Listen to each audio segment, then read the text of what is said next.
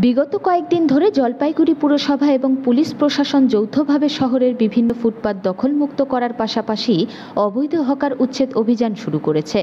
ইতিমধ্যেই শহরে এই নিয়ে শুরু হয়েছে রাজনৈতিক তরজা। এই প্রসঙ্গে জলপাইগুড়ি পুরসভার চেয়ারম্যান ইন কাউন্সিল সদস্য সন্দীপ মাহাতো বলেন, এখন বিরোধীরা এই অভিযান নিয়ে মন্তব্য করছে যখন পুরসভা কোনো ভালো কাজ করছে, কিন্তু এই বিরোধীরাই আবার মাইক নিয়ে প্রচার করে বলবে জলপাইগুড়ি পুরসভা কোনো কাজই করে না। প্রকাশ না করে দেখুন, প্রথম প্রশ্ন হচ্ছে যারা আজকে বিরোধিতা করছে তারাই বারবার বিভিন্ন সময় সংবাদ মাধ্যমে এবং বিভিন্ন সময় মাইকের মাধ্যমে মানুষের কাছে তুলে ধরার চেষ্টা করছে পৌরসভা কিছু করছে। হকার উচ্ছেদ নিয়ে এনারা বহুবার প্রশ্ন তুলেছে।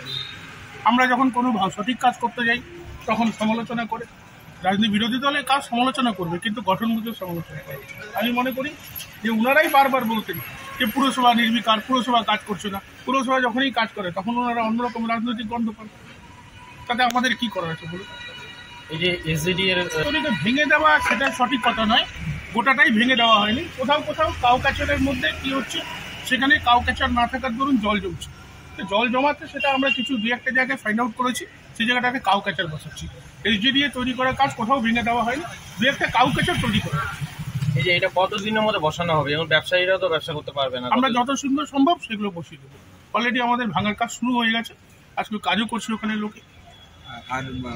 আর ওই যে অভিযোগ যে আছে কি, দেখুন, বিরোধীদের কাজ বিরোধিতা করা, তারা বিরোধিতার কাজ করবে, ঠিক আছে। আমাদের কাজ হচ্ছে কাজ করে যাওয়া, উন্নয়নের কাজ, আমরা উন্নয়নের কাজ।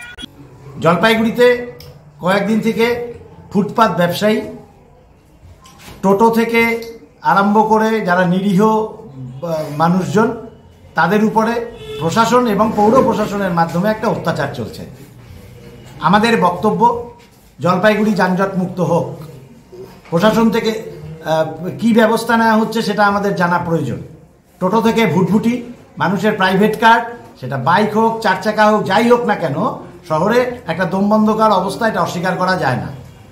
আমাদের খুব পরিষ্কার প্রশ্ন, এইভাবে কোনো লিখিত রেজুলেশন ছাড়া, কোনো সিদ্ধান্ত না নিয়ে, আগের থেকে কোনো ঘোষণার ব্যতি রেখে এই যে বিষয়গুলিকে গ্রহণ করা হলো, তাতে প্রশাসনের বা পৌর প্রশাসনের আলটিমেট পরিকল্পনাটা কি? কোথায় পার্কিং জোন হবে জলপাইগুড়ি শহরের, কোথায় কোথায় হবে? কেন তৈরি করে দেওয়া ফুটপাতগুলিকে ভেঙে দিয়ে জল বার করে দেওয়ার একটা চেষ্টা করা হচ্ছে?